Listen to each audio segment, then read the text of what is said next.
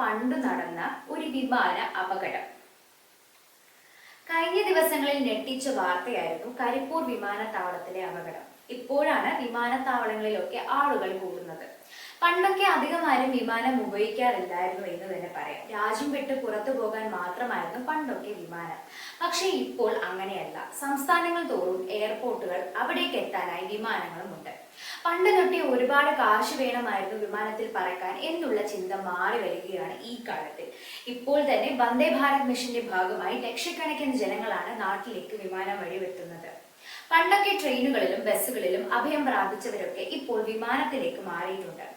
അതൊക്കെ ഒരു രാജ്യത്തെ സംബന്ധിച്ച് വലിയ കാര്യം തന്നെയാണ്. നമ്മുടെ കൊച്ചു കേരളത്തിൽ തന്നെ എയർപോർട്ടുകൾ 4 എണ്ണമാണ്. അതിൽ ഡൊമസ്റ്റിക്കും ഇന്റർനാഷണൽ എന്നീ 2 തരം എയർപോർട്ടുകളുമുണ്ട്. പണ്ടൊക്കെ അധികം ആരും പോകാത്തതിനാൽ അവിടുത്തെ അപകടങ്ങളൊക്കെ പലതും അറിയാതെ പോയിട്ടുണ്ട്. ഇപ്പോൾ നടക്കുന്ന കുഞ്ഞു കുഞ്ഞു ബോട്ട് അപകടങ്ങൾ പോലും പലതും നമ്മൾ അറിയാതെ പോകുന്നുണ്ട്. അതുപോലെ ആയിരുന്നു പണ്ടൊക്കെ വിമാനങ്ങൾ. ചിലപ്പോൾ അവ കാണാതാവുകയും ചെയ്യാറുണ്ട്. അങ്ങനെ കാണാതായ പല വിമാനങ്ങളുടെയും അവശിഷ്ടങ്ങൾ ചിലതൊക്കെ തിരിച്ചു കിട്ടാനുള്ളതും ചിലതിന്റെ പൊടി പോലും കാണാനില്ലാത്തതുമുണ്ട്. അങ്ങനെ കാണാനില്ലാത്തതും ശ്രദ്ധിക്കപ്പെടാതെ പോയും ഒരുപാട് അപകടങ്ങൾ വിമാനത്തിനെ ചുറ്റിപ്പറ്റിയും എയർപോർട്ടുകളെ ചുറ്റിപ്പറ്റിയും നടക്കുന്നുണ്ട്. കഴിഞ്ഞ ദിവസം അപകടമുണ്ടായ മലപ്പുറം ജില്ലയിലെ ആദ്യത്തെ വിമാന അപകടം അങ്ങനെ ഓർത്തെടുക്കാനുള്ളതോ ശ്രദ്ധേയമോ അല്ല. അധികമാരും അറിയാതെ പോയ ഒരു വിമാന അപകടം തന്നെയാണത്. അത്തരമൊരു സംഭവം നടന്നത് പണ്ടൊരിക്കൽ നിലമ്പൂർ എന്ന സ്ഥലത്തു നിന്നാണ്. 1960-ൽ മലപ്പുറം നിലമ്പൂരിൽ ഉണ്ടായ വിമാന അപകടം ആരും അധികം ശ്രദ്ധിക്കാതെ പോയ അപകടമായിരുന്നു. ഇന്നും ഇത് പറയുമ്പോൾ അധികമാർക്കും അറിയാനോ ഓർത്തെടുക്കാനോ സാധിക്കുമെന്ന് തോന്നുന്നില്ല. അധികമാർക്കും ഓർത്തെടുക്കാനോ സാധിക്കാത്ത ആ അപകടത്തിന്റെ തെളിവായി ഇന്നും അതിന്റെ ചിത്രങ്ങൾ നിലമ്പൂർ കോവിലകത്തുണ്ട്.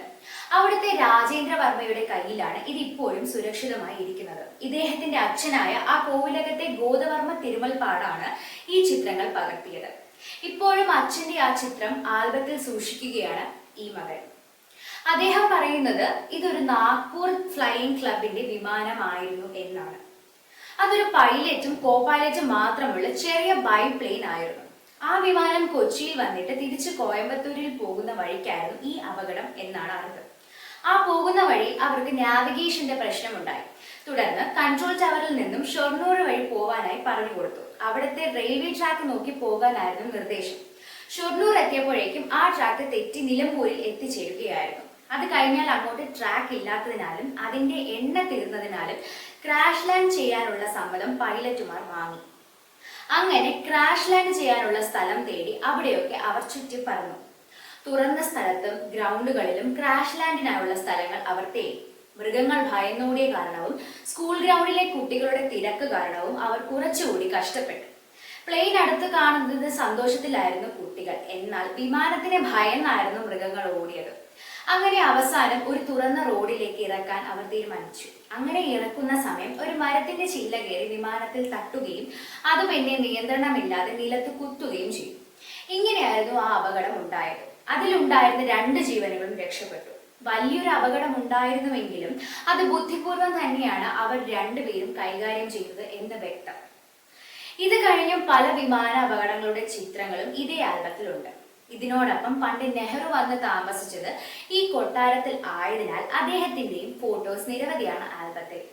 ഫോട്ടോഗ്രാഫിയും ക്യാമറയോടും പ്രിയമുള്ള മനുഷ്യനായിരുന്നു ഗോദവർമ്മ തിരുമൽപ്പാട്. അദ്ദേഹത്തിന്റെ മകനെയും ആ ശീലവും ഇഷ്ടവും പഠിപ്പിക്കാൻ അദ്ദേഹം മറന്നില്ല. പല മോഡലിലുള്ള ക്യാമറകളും ഇന്നും കോവിലകത്ത് കാണാൻ കഴിയുന്നു. പണ്ട് തൊട്ടുള്ള ചിത്രങ്ങളും അവിടെ സൂക്ഷിച്ചിരിപ്പുണ്ട്.